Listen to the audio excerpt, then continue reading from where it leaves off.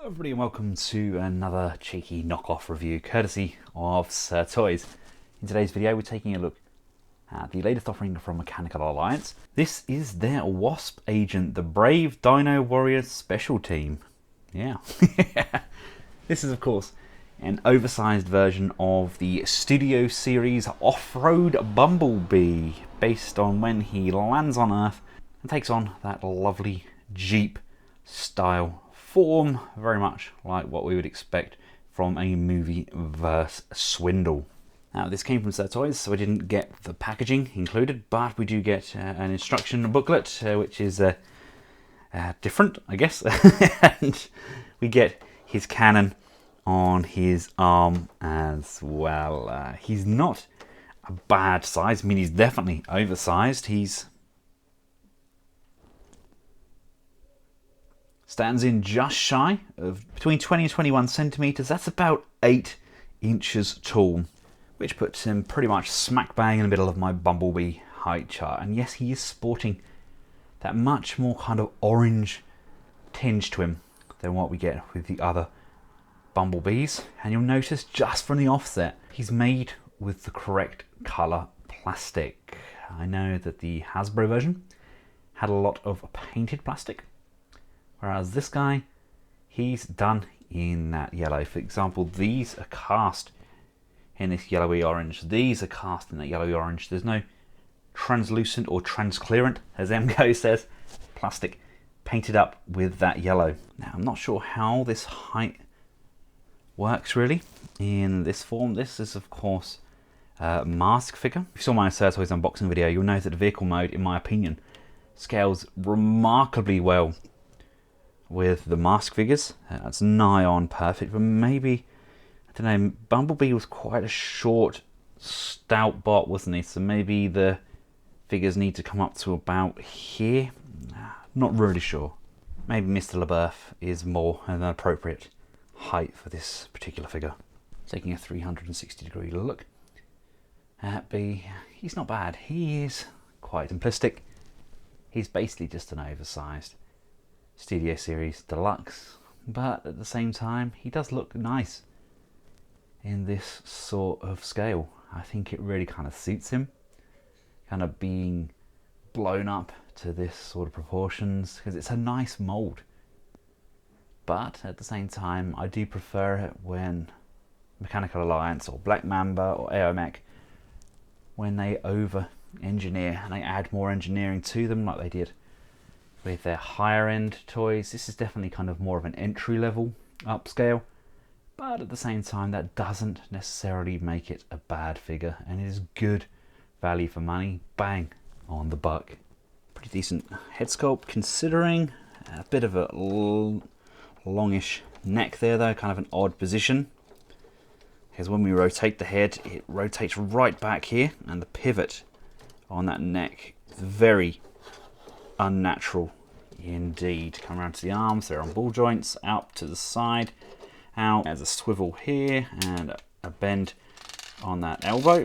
Not the most fluid of joints. You expect it to be a ratchet, but it's not. The hand and the gun just tab in together. There is a waist rotation. You see this back piece here does clear. There's no abdominal crunch, but you have legs forwards, backwards, out to the side, upper thigh rotation. There's a rather strange looking bend on the knee, sits incredibly far back, but it bends nonetheless. And then we have some pivot on these feet and a little bit of up and down motion, really kind of hindered. You don't really get the full range on there because there's so much kibble going on around these calves. Just makes it a little bit more difficult to pose, I guess. Transformation is relatively straightforward, although the instructions are pretty abysmal. You want to lift the head up, and the bumper sections are tabbed in just under these arms, so just untab those, and that allows you to bring this section out. This comes down, and this is going to come up, and that's going to form the front of the vehicle. The back panel untabs, just comes down with these arms nice and straight. You want to remove the weapon from his hand. Come on, out you come. It really does keep getting stuck. This is the second time I've had this stuck in here. It's just wedges so tightly. And these arm panels here are going to fold forwards, and that's going to fold forwards. With this chest piece up, the head can come all the way back on that hinge there, and this is going to go up and over and into that chest void, hiding it away nicely. The arms are going to rotate, allowing those to push and tab. These panels flip up so they cover off the inside. So when we bring this piece up, it's going to just sit, push, tab and line up. That's where I wish we had translucent headlights. We can just bring this over. This is going to push, tab, secure. We've got the steering wheel here, and we've got the front of the truck with the windscreen. Rotate the foot all the way around. This panel here is going to open up. You see that's going to form the side of the door, and then we've got this wheel piece here. This is going to come out, and this is all on a hinge. This rocks down, and that just comes around to the side. It allows the foot to come to the back like so. See, that's going to rock, and then we've got these tabs here which allow that to push and tab in. We've got seats that can fold up.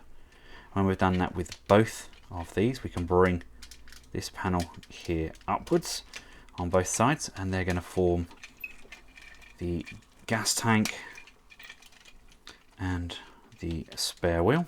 So that comes up, that comes up. This does have a QC sticker. Make of that what you will. And then this is going to come in, and these should, he says, just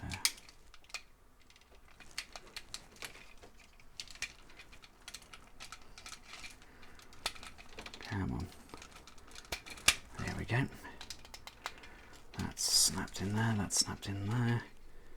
And now it's just a matter of making sure everything's tabbed in where it should be. These have just come untabbed like that and like that. And we have space just under here for our cannon.